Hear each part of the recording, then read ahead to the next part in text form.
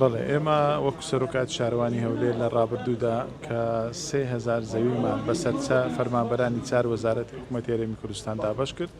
ئینشاڵڵا ئەوە وەکو لە ڕابردووش باسمان کردەوە پرۆسەی بەردەوام دەبێت تاکو یەک فەرمانبەر مابێت ئێمە تیمەکانمان بەردەوام دەبن لە کارکردن بە هەمانجی هەموو لایەنە پەیوەندیدارەکان.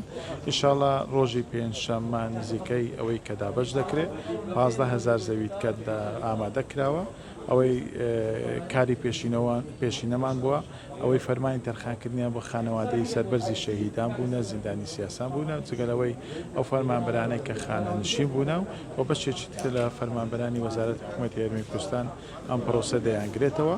ئینشاڵڵا تیمەکانمان بە هەماهەنگی لەگەڵ بەڕێوەبەراتی نەخشەدانانی ئاوادانی بەڕێوەبەراتی گشتی کوشتتوکاری هەولێر کە نەکو تەنها لە کاتەکانی دەوام بەڵکو ڕۆژەیەک دوای کاتی فەرمی و ڕۆژانی پشوش دەگەڕێنەوە لە ئەوی بەردەوام بن لە کارکردن. کارزانەمە پرسیاری تەواوی فەرمانبەرانە ئەو زەویانە دەکەونە کوێی هەولێر چکە دەنگۆ و قسەی زۆر هەیە لەسەر. ئەمە وەکو سەرۆکاتی شارەوانی هەولێر دەتوانم بڵێم بە خۆشحاڵیەوە کە شاری هەولێر خاوەن ماستەر پلانە و ئەو ماستەر پلانە دیدگای شاری هەولێرمان پیشان دەدا تاکو ساڵی 2050. ئێمە لە کامینەی نوێمە حکوومەتی هەرێمی کوردستان زیاتر لە 3 ساڵ کار لەسەر هەموارکردنەوەی ئەو ماستەر پلانە کراوە.